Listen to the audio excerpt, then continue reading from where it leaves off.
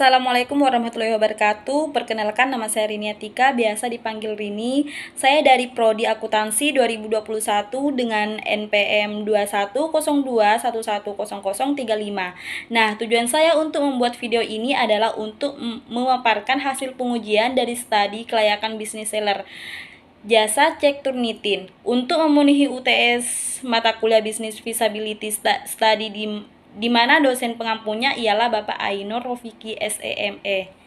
Di sini saya akan mempresentasikan tentang studi kelayakan bisnis seller jasa cek Turnitin. Nah, deskripsi bisnis ini berupa jasa cek plagiasi Turnitin, secara spesifik pemeriksaan plagiarisme atau pendeteksian kesamaan konten adalah proses mengidentifikasi terjadinya plagiarisme atau pelanggaran hak cipta dalam suatu karya. Konten untuk penulis, guru, blogger, pelajar, webmaster, atau dokumen apapun.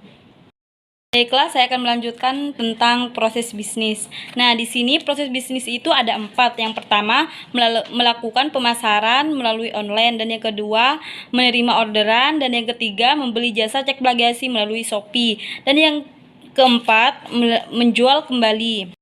Nah, di sini pemasaran online itu adalah teknik marketing yang dijalankan dengan memanfaatkan jaringan internet, misalnya melalui website, media sosial, iklan, blog, dan sebagainya. Dan yang kedua, menerima orderan. Maksud dari menerima orderan itu ialah suatu bisnis online atau program menerima pesanan lewat aplikasi. Dan yang ketiga, membeli jasa cek plagiasi melalui Shopee. Pesan lewat Shopee itu pakai ShopeePay bayarnya. Kontak adminnya lewat WhatsApp. Setelah semua sudah dari pihak kita mengirim bukti bahwa kita udah pesan dan bayar, baru adminnya akan mengirim langkah-langkah cek plagiasinya. Dan yang terakhir, menjual kembali. Maksud menjual kembali itu ialah seorang reseller akan menjual kembali produk orang lain dengan mengambil keuntungan beberapa persen dari harga produk yang asli. Reseller akan membeli produk dari supplier dan menjualnya kembali melalui berbagai channel. Selanjutnya, alasan memilih bisnis. Alasan memilih bisnis itu ada 2, dan yang pertama, modal yang dibutuhkan sedikit, dan yang kedua, modal dilakukan dan cocok untuk semua pelajar. Nah, yang pertama, modal yang dibutuhkan sedikit.